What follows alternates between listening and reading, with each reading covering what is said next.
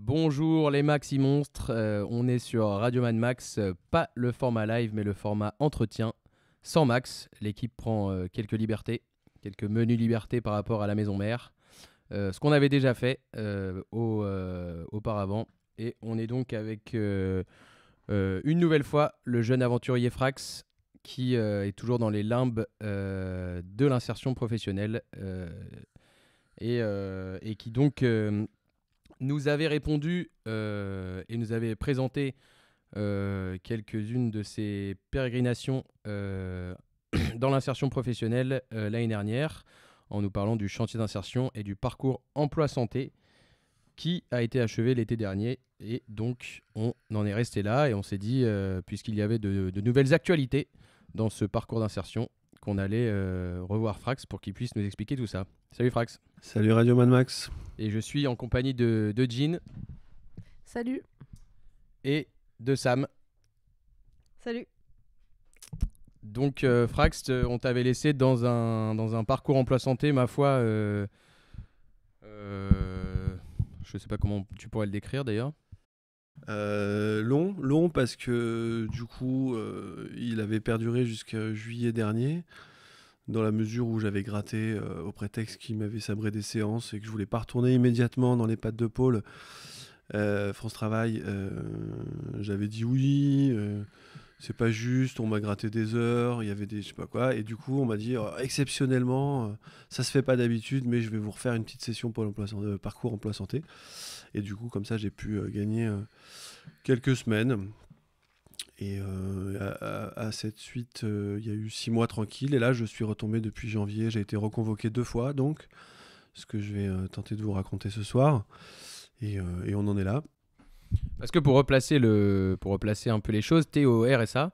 Ouais, je suis au il me RSA. semble. Et donc quand même, il y a eu un changement effectivement dont on a beaucoup parlé nous sur Radio Mad Max par rapport au RSA qui consiste dans un nouvel aménagement de l'insertion qui fait que les RSAs doivent justifier. En fait, ça va plus loin que les RSAs, mais c'est quand même principalement pour les RSAs. D'ailleurs, je crois que c'est la priorité pour l'instant, même si c'est une mineure générale pour tous les inscrits à France Travail, donc les chômeurs et tout, et même les bénéficiaires de l'allocation adulte handicapé.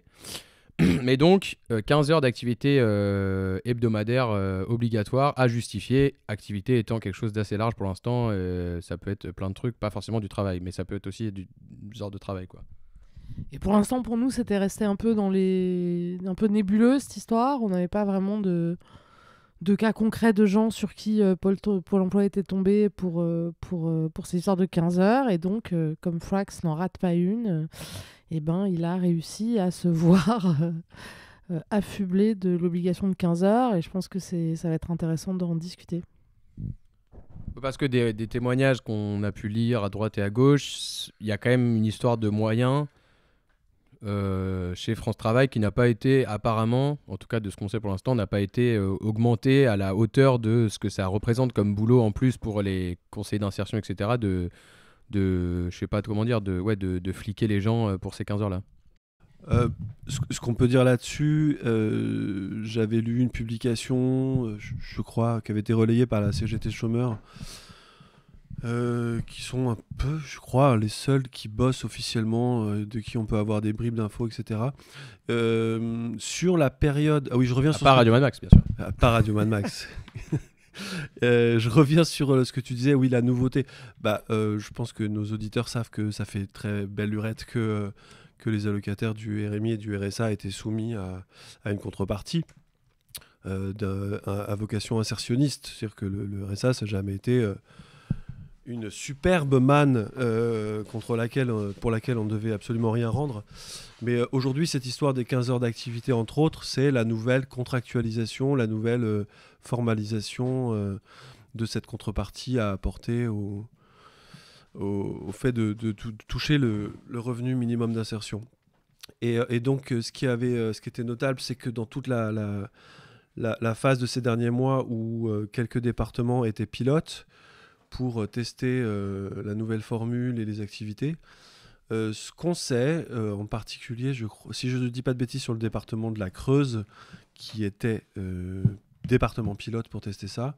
Ce qu'on sait, c'est que, je crois qu'on n'en avait pas parlé à l'époque, France Travail a mobilisé des effectifs, des salariés sur les départements pilotes. En tout cas, en Creuse, c'est ce qui s'est passé. C'est-à-dire qu'ils ont gonflé véritablement... vous m'arrêtez si on l'avait déjà dit. Ils ont gonflé les stats des travailleurs de France Travail pour arriver au bout du compte à montrer par la preuve que quand on veut, on peut.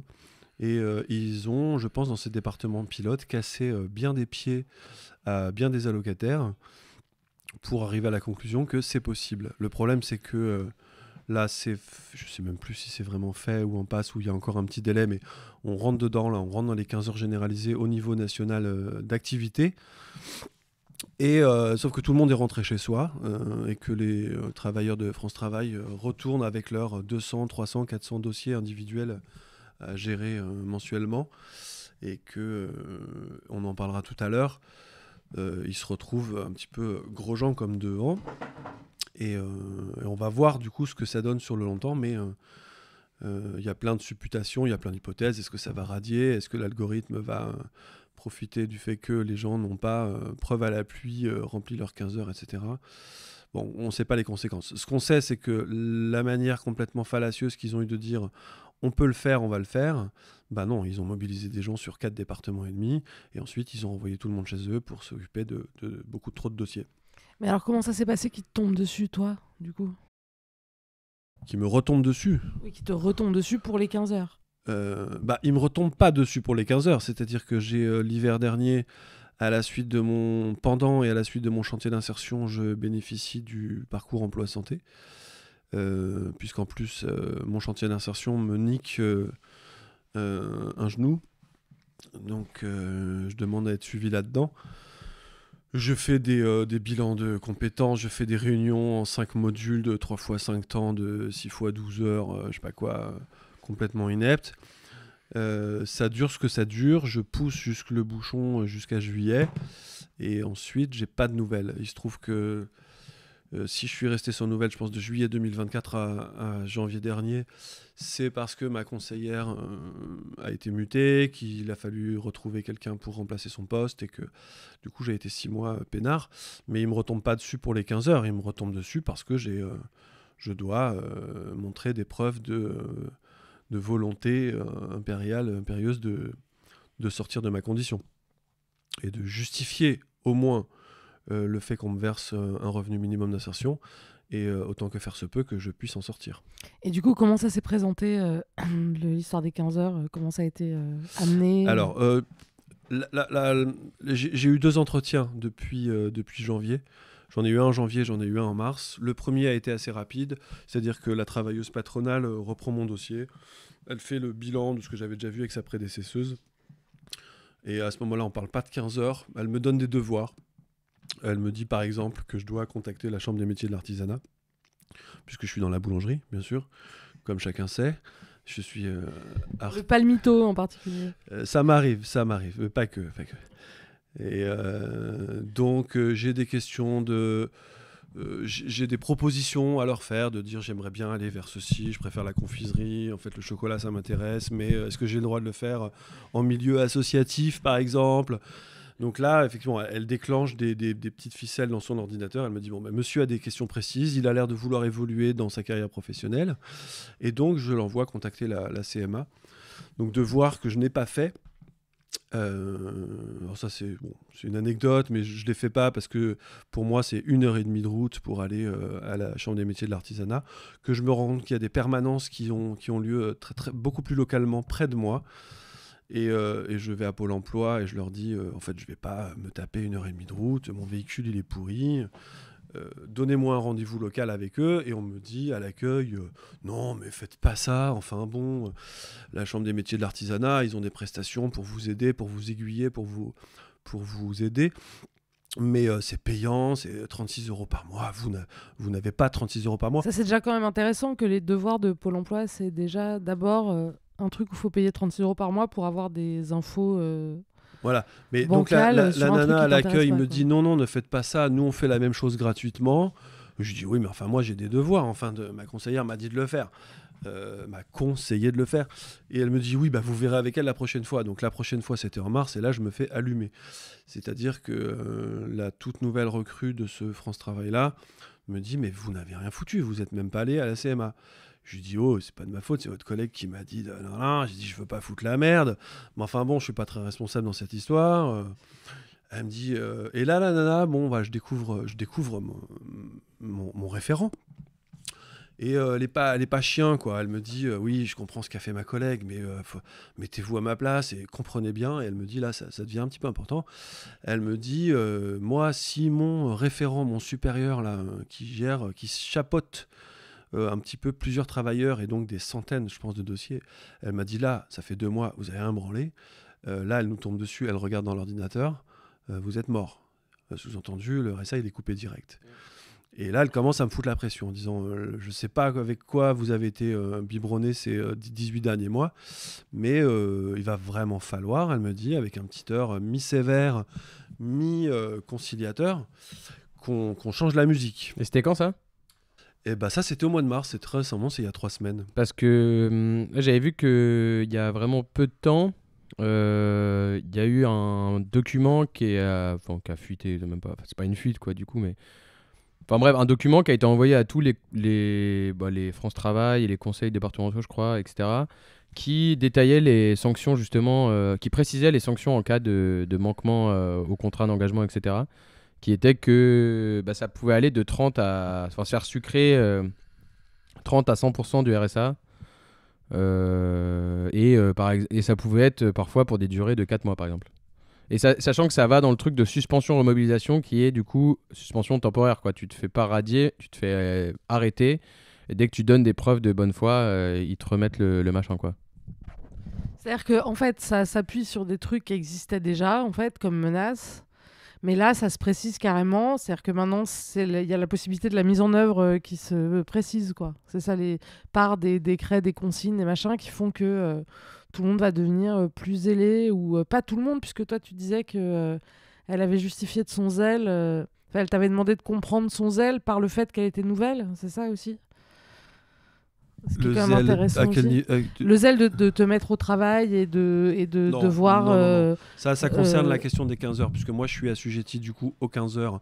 En tout cas, la dernière fois que je l'ai vue, elle me dit là je vous mets la case des 15 heures. Je remplis 15 heures la case qui est dévolue à ça.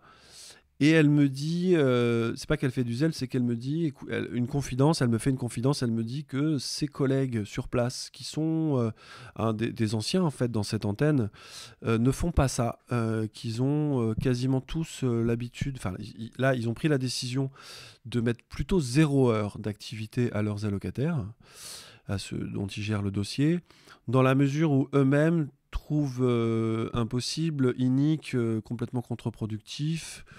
En tout cas, c'est comme ça que je l'ai entendu. Elle n'a pas employé ces termes-là, mais le fait d'imposer 15 heures. Et puis surtout, ils savent très bien qu'ils n'ont pas, eux, les moyens de donner 15 heures d'activité à leur dossier. Donc, elle me met 15 heures en disant « Moi, je suis nouvelle dans l'agence, je ne peux pas me permettre. J'ai quelqu'un qui me regarde, je suis en formation, j'en sais rien. Et donc, je vous mets les 15 heures. Je suis la directive nationale sans trop réfléchir. Je n'ai pas les reins pour... assumer le fait que je vous mets 0 heure, même si, bien sûr, même si on va bosser ensemble, même si je vais vous filer des devoirs à faire, parce que là, maintenant, c'est comme un élève. Là, elle m'a dit, vous allez avoir des choses à faire, je vais vous les donner, et vous allez devoir les remplir, et quand vous allez revenir, les cases, elles doivent être cochées. Voilà, donc elle te demande de comprendre par ses problèmes de carrière personnelle, que toi, tu te retrouves à avoir la case cochée en question, puisque c'est une case cochée apparemment, enfin une case où on note un nombre d'heures, où il peut y avoir 0 et où il peut y avoir 15, quoi. C'est une espèce d'arbitraire qui se passe. Voilà, comme ça. ils ont la liberté encore de le faire. Ok, et du coup, les devoirs, c'est comment ? Les devoirs, c'est qu'elle reprend mon parcours avec moi. Donc, effectivement, je l'ai rencontrée au mois de janvier. Donc, elle ne me connaît pas. Elle a évidemment mon dossier, mais elle veut en faire quelque chose, je pense, d'un peu personnel. Elle va s'approprier mon dossier, ma gueule, mon truc. Donc, on refait un topo. Et elle m'explique, en fonction de tout ce que je lui dis, ce qu'elle juge bon que je suis censé faire pour arrêter de lambiner, aller au bout de projets, de démarches, de questionnements, de mes problèmes, et qu'on avance en fait. C'est ça là, le truc, c'est qu'il faut qu'on avance. Et du coup, comment ça se passe le chiffrage en heures? Enfin, comment ça se passe le fait que ça fasse 15 heures Alors, c'est les 15 heures là avec elle, c'est vraiment quelque chose qui est elle, formellement, au niveau national, on lui dit c'est 15 heures, elle met 15 heures, mais elle chiffre pas du tout, elle quantifie pas du tout ce que je dois faire. C'est-à-dire que au bout d'une heure d'entretien, elle m'a dit là, vous devez faire ci, vous devez aller rencontrer cette association. On peut reparler du coup là du business de l'insertion parce que du coup j'ai dû me déplacer, faire 1h15 de voiture, me taper une meuf d'une association bidon 1 heure et revenir chez moi. Donc elle me dit voilà, allez sur internet, cochez des fiches métiers, vous devez lire des fiches métiers qui semblent vous intéresser. Ouais, ça ressemble beaucoup à ce que doit faire un lycéen quoi, quand il cherche des trucs de conseil d'orientation qui disent aux lycéens comment choisir son futur cursus. Quoi. Ouais. Ça m'a paru comme ça, je l'ai vécu vraiment comme un truc scolaire, effectivement. J'ai l'impression d'avoir un cahier de texte. Alors, ce cahier de texte, il a un nom. C'est un onglet dans une rubrique sur l'interface France Travail. Dans mon espace France Travail, c'est mon espace, je m'y sens bien. Et ça s'appelle l'organisation des démarches. Donc, c'est l'ODD. Et c'est un cahier de texte. Donc, c'est là que j'ai des notifications de... quel a été le bilan de mon entrevue dernière avec elle, qu'est-ce qu'on a convenu ensemble, parce qu'évidemment, on convient de choses ensemble, visiblement. Et du coup, les tâches sont répertoriées. Ce qu'elle m'a donné à faire, c'est écrit dans mon petit cahier de texte. Et sachant que je suis libre, moi, de rajouter des tâches, des démarches dans l'organisation des démarches. Ça, c'est la liberté. Ça ressemble exactement à l'ENT, à l'environnement numérique de travail des collégiens et lycéens, effectivement, qui passent leur vie à devoir consulter pour savoir qu'est-ce qu'ils ont comme cours ce jour-là, comme devoir à faire, comme truc. Et aussi, ce que tu disais, c'est que tu craignais que peut-être, est-ce que tu as cliqué ou pas sur les machins, sur les liens qui te sont envoyés dans ton truc d'organisateur de tâches, peut-être que ça s'est contrôlé, en fait, en vrai. Je me suis dit ça en allant dans mes pistes de métier. Donc on va dire que je suis boulanger et que j'ai envie d'être confiseur. Elle m'a dit, vous savez, confiseur, c'est pas pareil. Vous avez 43 ans. Il va peut-être faire... En tout cas, il faut que vous connaissiez mieux le métier. On reparlera de l'immersion parce qu'elle m'a proposé de faire des immersions de travail gratuit de 2 fois 5 jours. Pour qu'on puisse savoir qui est cette personne, est-ce qu'elle est qualifiée pour, est-ce qu'elle a des talents, des compétences, voilà. Donc ça, c'est du travail gratuit là qui se profile pour moi. Encore une fois, comme les stages des lycéens, quoi, qui sont mis en place depuis vraiment beaucoup de temps et qui se développent de plus en plus, qui prennent de plus en plus de place dans le cursus, que ce soit en général, même si c'est très quand même réduit, mais surtout en lycée pro. En général, ça sert, dans les filières générales, ça sert à se débarrasser des élèves dont les profs veulent pas, en fait. Et du coup, on les autorise à ne pas bénéficier de ce que l'État doit théoriquement leur apporter comme contenu de cours, puisque c'est un engagement de l'État, théoriquement, le nombre d'heures de français, de maths, de machin. Donc on les autorise à ne pas bénéficier de ces heures-là pour aller en immersion, etc. Ce qui fait qu'ils sont pas en classe et que tout le monde est content, théoriquement. Et sachant qu'à chaque fois, ce truc-là, c'est censé être plus ou moins des trucs d'observation ou etc., mais que souvent, c'est juste du travail déguisé, quoi.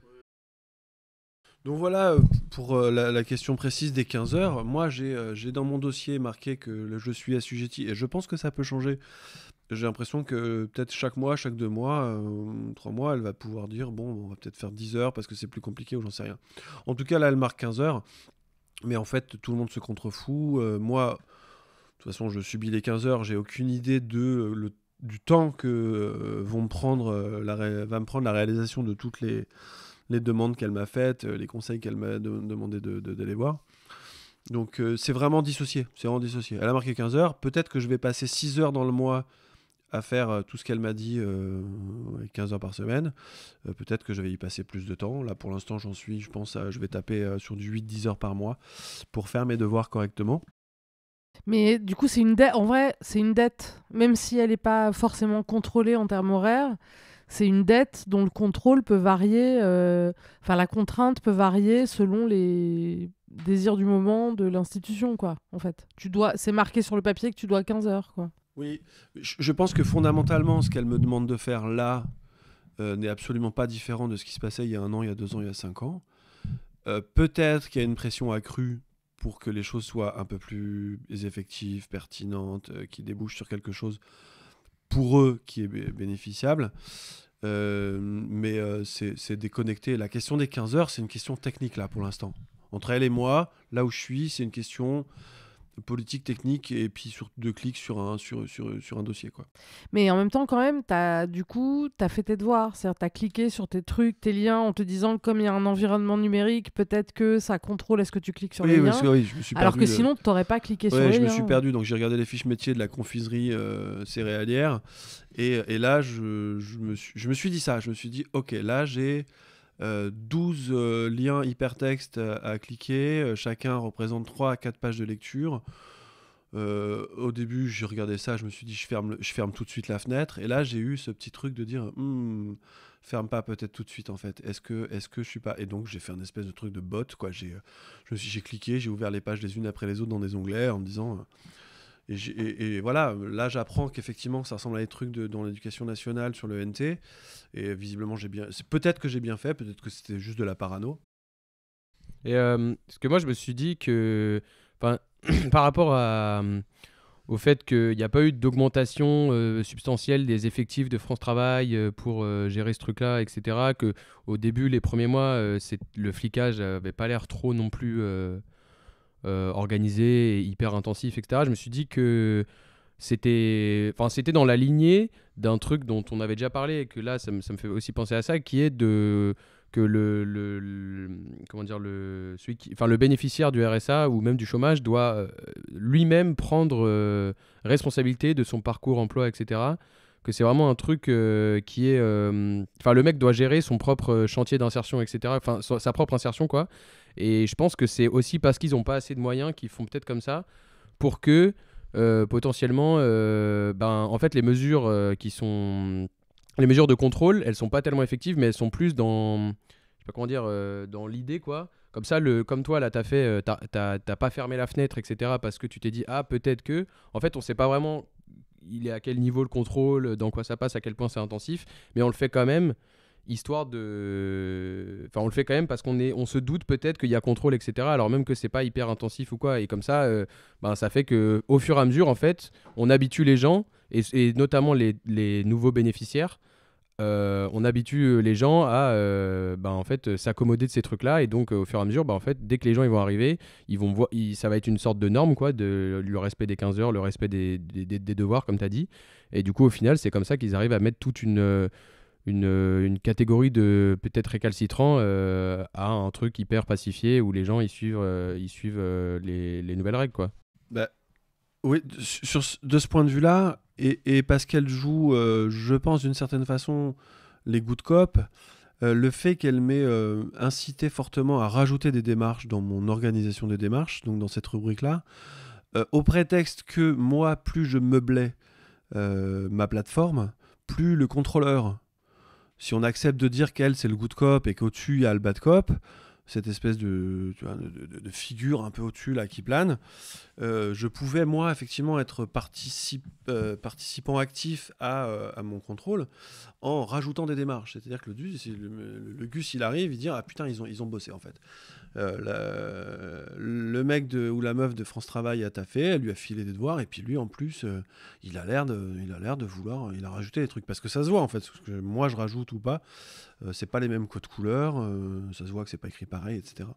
Donc il y a un truc de contrôle et d'autocontrôle participatif. Mais si on considère que c'est sur le même modèle que les ENT de l'éducation nationale, on voit dans les ENT si les destinataires, donc les élèves, ont ouvert ou pas les messages, et s'ils ont cliqué sur les liens, ouvert les trucs, ouvert les documents qu'on met, etc. C'est possible de le voir, quoi.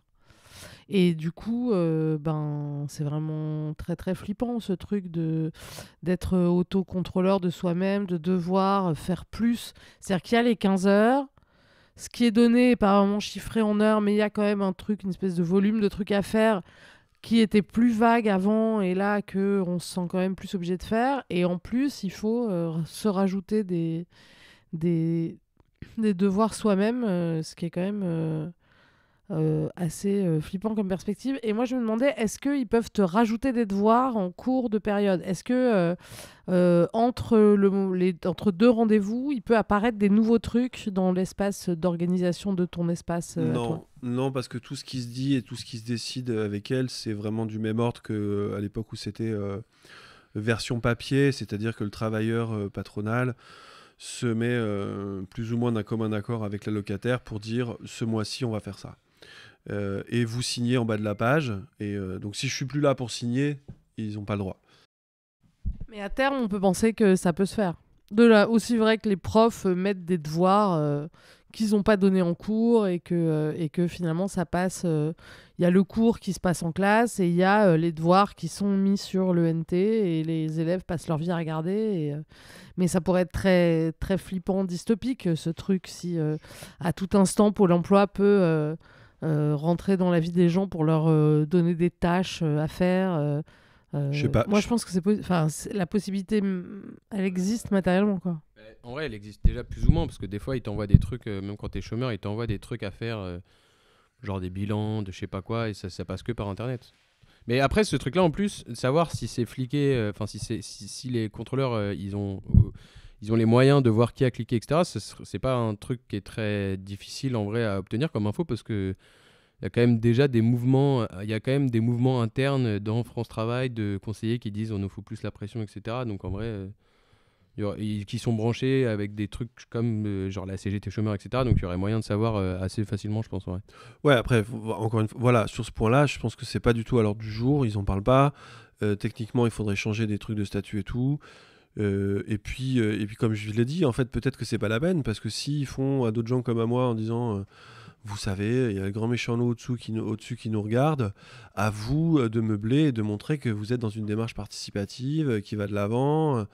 Et donc, en fait, si ça marche, par la culpabilité, par la pression, par la menace, c'est moi tout seul, c'est la locataire qui va se rajouter des devoirs en disant ok, là vraiment menace de radiation, ça en parle dans les journaux partout, il serre la vis, donc je vais y aller de moi-même, donc c'est pas la peine en fait. Mais là, j'ai lu un article sur le truc des radiations, etc., où il y avait un mec de Pôle emploi, enfin de France Travail, qui disait, après on n'est pas obligé de le croire, etc., mais il disait que c'était un peu, enfin lui, il citait ça comme un parcours du combattant de radier quelqu'un. Donc en fait, ça se faisait pas du jour au lendemain, etc. Donc lui, il dit ça, je sais pas à quel point c'est vrai, mais de fait, en vrai, ce que tu dis, je pense, c'est sûrement ce qui se passe, c'est que dans tous les cas, la menace plane, quoi. À quel point ce truc-là, il est fait, etc. On n'a pas encore les chiffres, je pense que ça vient de commencer quand même le truc. Mais dans tous les cas, la menace plane, donc les gens en général se disent faut pas que ça tombe sur moi. Et donc en fait, l'incitation, elle passe par là, quoi. Et dans tous les cas, quand la menace elle plane, bah ouais, les gens ils flippent, ils sont déjà à 600 balles par mois, ils veulent pas se faire sucrer encore, je veux dire, se faire sucrer un mois ou deux ou 50%, je sais pas quoi, c'est pas possible, quoi. Oui, parce que c'est une menace directe sur le revenu, immédiate en fait. Suspension totale ou partielle, remobilisation, la suspension, remobilisation, etc. C'est une menace sur la vie des gens directement, quoi. Oui, et puis quand tu survis avec 600 balles, la moindre baisse, 30%, 20%, c'est juste une catastrophe. Donc, effectivement, ça marche. Donc, du coup, là, t'as fini tes devoirs jusqu'à ton prochain rendez-vous? Non, j'ai pas fini mes devoirs au prochain rendez-vous à la fin du mois. Je peux raconter ce que j'ai dit là, qui rejoint ce dont on avait parlé sur la question du business de l'insertion. Donc, dans mes devoirs, j'avais... toujours dans mon parcours de réinsertion confiserie, il y avait des questions administratives et juridiques à régler, puisque je propose à France Travail de travailler d'une certaine manière. On est encore à l'écoute de ce que je baragouine ou que je brode ou que j'ai envie de faire. Et on me dit, vous allez aller voir cette association, Créa Énergie, je sais pas quoi. C'est un truc qui s'appelle Créa Énergie. Ouais, un nom comme ça, on s'en fout. Donc je me retrouve dans un burlingue à plus d'une heure de chez moi. Et là, c'est fantastique. C'était complètement lunaire. Une nana me reçoit, je lui explique, elle a mon dossier, elle a le compte rendu du chantier du contrat d'insertion que j'ai signé, elle sait pourquoi je viens avant même que j'ouvre la bouche. Ça fait partie des 15 heures, du coup? Ouais, c'est compté dans ce genre de truc? Non, ça fait partie des démarches, voilà, ça fait pas partie des 15 heures. Ça fait partie de la contrepartie du RSA. Et je me retrouve dans le Burlingue avec une nana qui me reçoit, qui me laisse parler 5 minutes et qui m'interrompt très très vite, qui me dit mais vous n'êtes pas du tout au bon endroit, c'est pas du tout... il faut... alors je vous rappelle que j'avais eu comme premier devoir d'aller voir la Chambre des métiers d'artisanat, ce truc qui donc tombe un peu à l'eau, puisqu'on me renvoie vers Créa Énergie, qui est une autre structure qui bénéficie de subventions, qui travaille en partenariat avec Pôle emploi, etc. Et elle me coupe, elle me dit vous n'êtes pas au bon endroit, ce qu'il vous faut, c'est la région. Elle me dit c'est pas nous, c'est la région qui va s'occuper de vous, parce que là, ce que vous me dites... elle me dit j'entends que vous êtes déjà auto-entrepreneur, parce que j'ai déjà une auto-entreprise de boulangerie. Elle me dit moi je suis là pour aider les auto-entrepreneurs si vous voulez, mais là vous connaissez déjà trop de choses, je vois que vous êtes en activité depuis 3 ans. Je lui dis oui mais mon activité elle marche pas. Elle me dit non mais de toute façon vous n'avez rien à foutre dans mon bureau, il faut taper à la porte de la région, c'est eux qui ont les réponses. Et elle me dit mais je vous inscris quand même chez nous, sait-on jamais. On va quand même passer cette heure ensemble. Et là, je comprends qu'elle est en train de faire son bif. Elle me dit, moi, je ne peux pas vous prendre en charge, c'est pas mon rôle, mais je vous inscris, hein, si vous voulez bien. J'ai passé 1 heure à faire du vent comme ça. Elle me dit, je vous inscris, on ne sait jamais. C'est ses devoirs à elle aussi. C'est ses devoirs à elle, mais je suis son bif, hein, on en avait parlé. Inscrire des gens et dire qu'elle a passé 1 heure avec quelqu'un, c'est assurer son salaire. Et justifier les subventions, l'argent que lui donne Pôle emploi, etc. Et donc on passe 1 heure sur du vent, donc je passe 1 heure avec une personne qui dit que je ne peux rien pour moi, qu'elle ne peut rien pour moi. Je brasse du vent pendant 1 heure, elle me dit, bon, on finit ce brassage par, on va finaliser par l'inscription. Elle me demande mon nom, mon matricule, je sais pas quoi, et là elle me dit, est-ce que vous avez le statut de travailleur handicapé? C'est dans mon dossier, et je lui dis oui. Elle me dit « Ah, mais alors, c'est pas du tout la région, je vous ai raconté n'importe quoi depuis le début. C'est la CMA, c'est la Chambre des métiers et d'artisanat. » Et là, elle me sort une perle, elle me dit « Oui, parce que c'est la Chambre des métiers de l'artisanat qui a gagné l'appel d'offres, qui a remporté le marché de la GFIP l'année dernière. Donc les handicapés, c'est eux qui ont raflé le marché. C'est plus nous. Mais ça vaut quand même le coup que je vous inscrive chez moi, parce qu'on ne sait jamais, l'année prochaine, ça se trouve, nous, Créa Énergie, on va récupérer le marché des handicapés. Donc, au moins, je vous aurai dans les tuyaux et on gagnera du temps la prochaine fois. J'avais sur le cul le marché des handicapés. Elle a dit une fois le marché des handicapés et une fois le marché de la GFIP. Donc... À la fin de tes parcours, là, tu auras plein de compétences et plein d'inscriptions diverses et variées dans plein de... Donc elle me fout dehors et je me voilà reparti avec comme nouveaux devoirs qui sont là des auto-devoirs, parce que du coup je vais être dans une démarche proactive en disant du coup il faut que je fasse ce qu'on m'a demandé de faire il y a 2 mois, il faut effectivement que je recontacte la CMA. Donc je retourne 2 mois en arrière. Mais bon, moi ça me bat. Hein. Dans le fond ça me bat. Mais juste, je perds mon temps. Enfin, j'ai fait 8 € d'essence aller, 7 € retour, et j'ai perdu 3 heures de ma life. Et du coup, si c'est la chambre du machin là, qui a gagné le marché des handicapés, du coup, ça veut dire que ils doivent payer les gens. Ça veut dire s'ils ont une RQTH, ils doivent payer pour se faire contrôler par. En tout cas, ça veut dire que c'est la CMA qui va recevoir des donations. Je ne sais pas comment ils touchent leur thune. Mais elle n'arrive pas des allocataires, ça c'est sûr, hein, ni des handicapés, ni des je sais pas quoi. Ils touchent de la thune et c'est eux qui sont aptes à déclencher des budgets spécifiques pour accompagner les handicapés vers leur retour à l'emploi. Donc voilà, une nana qui a fait 35 ans de carrière dans le métier qui m'a parlé que de managérialité, que de concepts abscons, de conneries, qui de toute façon ne pouvait pas me prendre en charge parce qu'en plus elle était visiblement, elle me l'a moitié dit, en burn-out, et que même si elle me prenait sous son aile, elle se barrait dans 2 semaines et qu'elle n'avait pas de remplaçante avant 6 mois, ça elle me l'a dit aussi. Bon, c'était lunaire, quoi. Et j'avais vraiment, ce dont on avait parlé la dernière fois, l'impression de justifier par mon déplacement et ma situation le travail d'un autre, quoi. Point barre.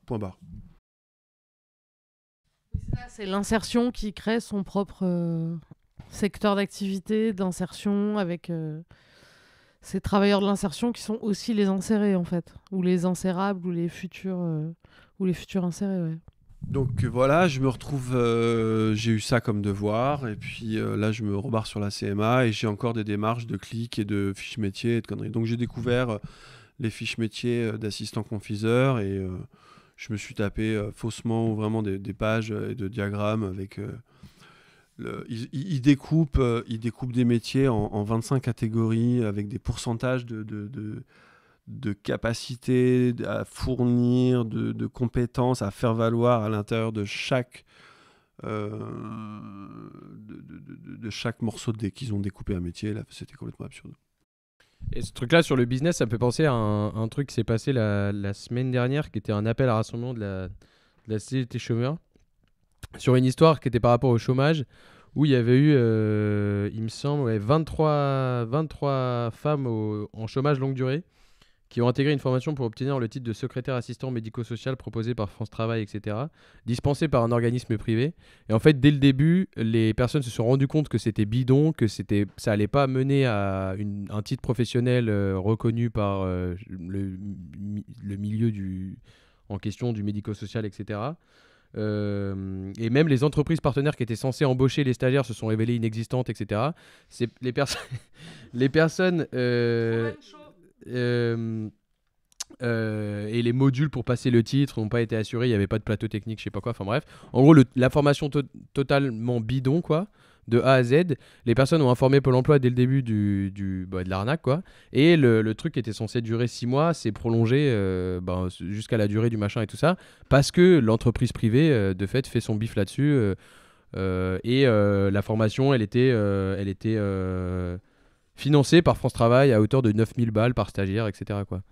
Donc en fait, c'est ça qui se passe, c'est que les gens, ils font des formations plus ou moins bidons, plus ou moins certifiantes, plus ou moins professionnalisantes, etc.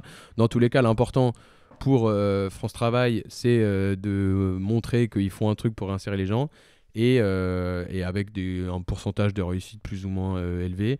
Et pour les entreprises privées, donc tous les sous-traitants, alors que je pense qu'il y a une tendance de plus en plus accrue à sous-traiter, en fait c'est juste de faire du bif avec l'insertion, quoi. Et du coup la vie des gens qui sont obligés de se trimballer à droite à gauche pour des formations qui servent à rien, enfin plus ou moins à rien, etc., quoi. J'ai une anecdote sympa là-dessus qui a rien à voir avec mon... J'ai un ami qui a fait il y a quelques années une formation professionnelle en charpente maritime. Et donc il se fait coltiner, il se coltine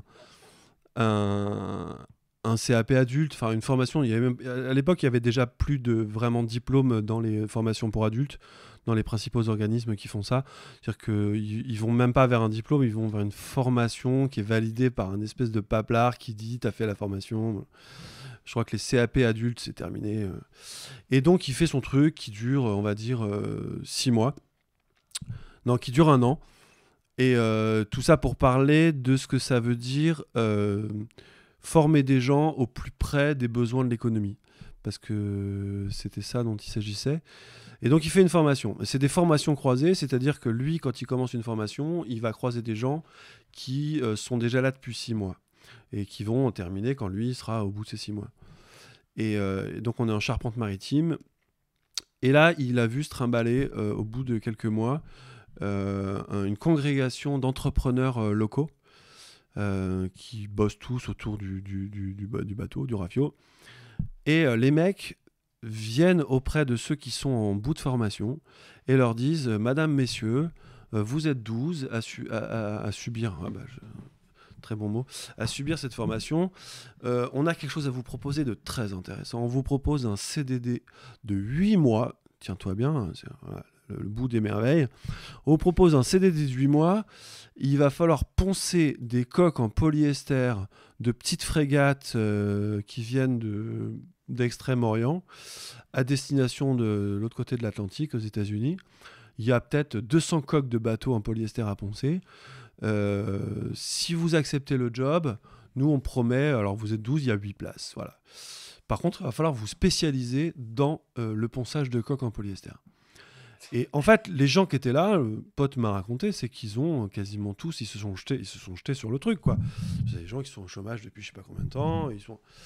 Mais le coup de ça, c'est que ils étaient pas au bout de leur formation, qui avait un programme très spécifique et varié. Leur formation a été déglinguée par 3 mois de ponçage consécutif de coques en polyester en atelier d'apprentissage. Et ils ont immédiatement été effectivement embauchés en CDD de 8 mois. Mais à la sortie du truc, je veux dire, l'État a dépensé de l'argent, eux, ils ont perdu du temps, tout le monde à la région a mis la main à la poche, Pôle emploi a cassé les couilles à je sais pas qui.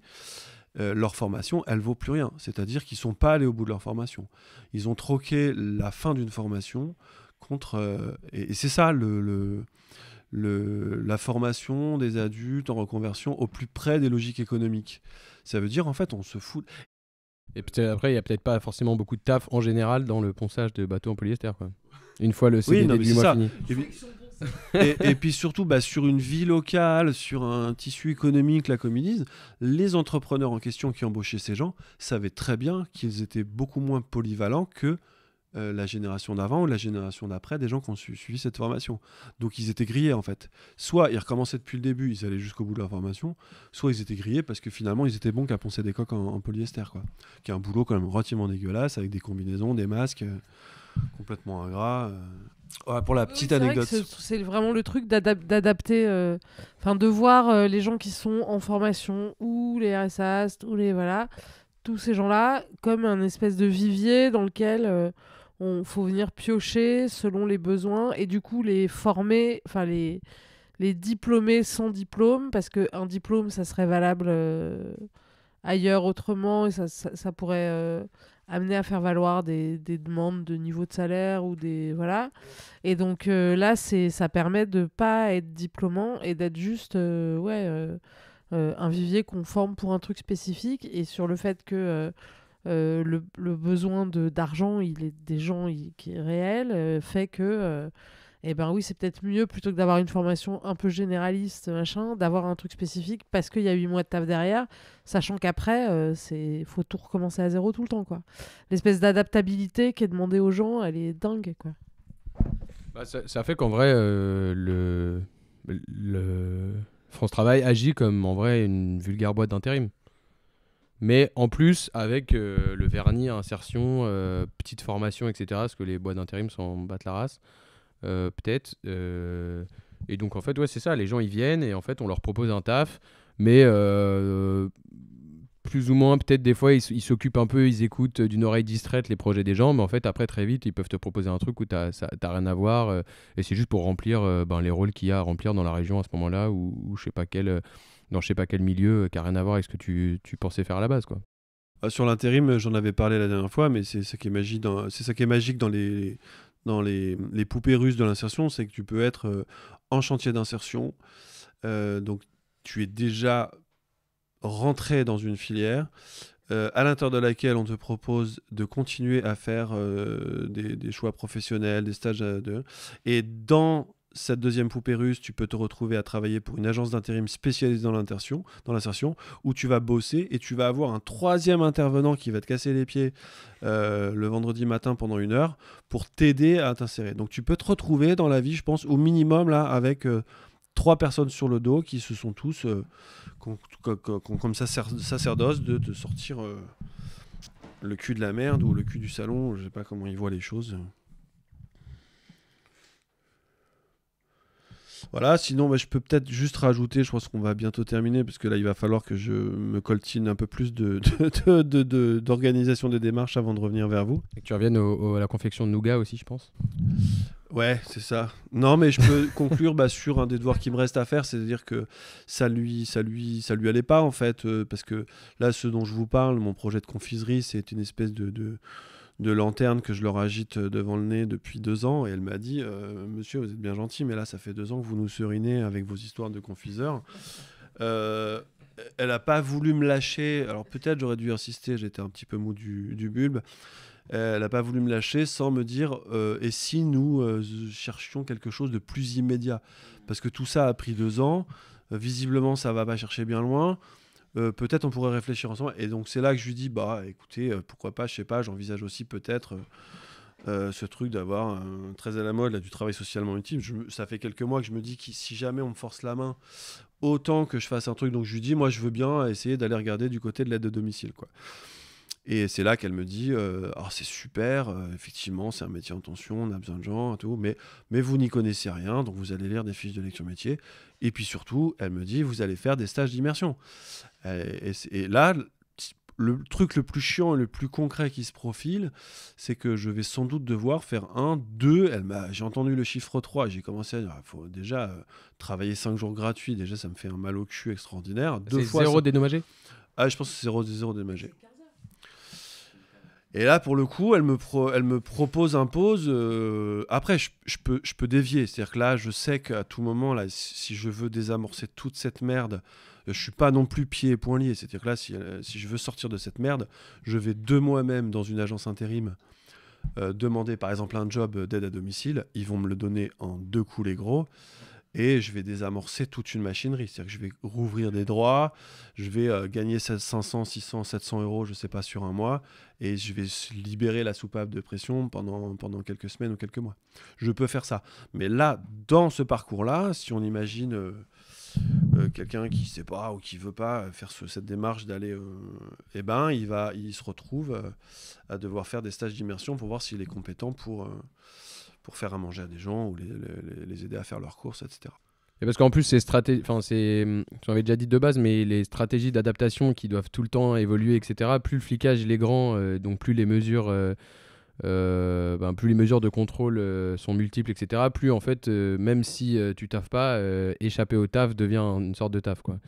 Tu dois tout le temps adapter tes trucs, ça dure jamais longtemps, t'as beau agiter effectivement un mannequin devant leurs yeux, au bout d'un moment ils vont être obligés, enfin t'es obligé d'être confronté au truc de écoutez là, dans tous les cas on a bien écouté ce que vous vouliez faire mais ça marche pas, ça correspond pas à la réalité économique de ce que vous voulez faire. Et très vite c'est rediriger les gens vers les métiers en tension, quoi. Eh ben écoute Frax, merci de tes lumières. Bah merci à vous, merci pour vos émissions. Merci de tes lumières. On espère peut-être avoir des news plus réjouissantes plus tard de ta part. On ne sait pas. En tout cas, si il y a d'autres personnes en divers chantiers et procédés et chemins de réinsertion ou encore mieux qui pourraient partager des combines ou même peut-être des luttes, des réactions à tous ces dispositifs de contrôle, etc. Eh bien, Radio Mad Max est une entreprise ouverte, est une entreprise ouverte à vos dires. Bah, pour conclure, sachez qu'en tout cas que si vous me réécoutez, il se sera passé que 2 choses. C'est que soit je suis encore dans cette espèce d'enfer vraiment psychologiquement invivable avec du taf gratuit, etc. Soit j'ai cédé et effectivement, comme je viens de le dire, pour soulager la pression, je vais refaire de l'intérim et que je serai au taf. Et donc, dans les 2 cas, ce sera la merde. Ciao tout le monde. Merci Frax. Ciao.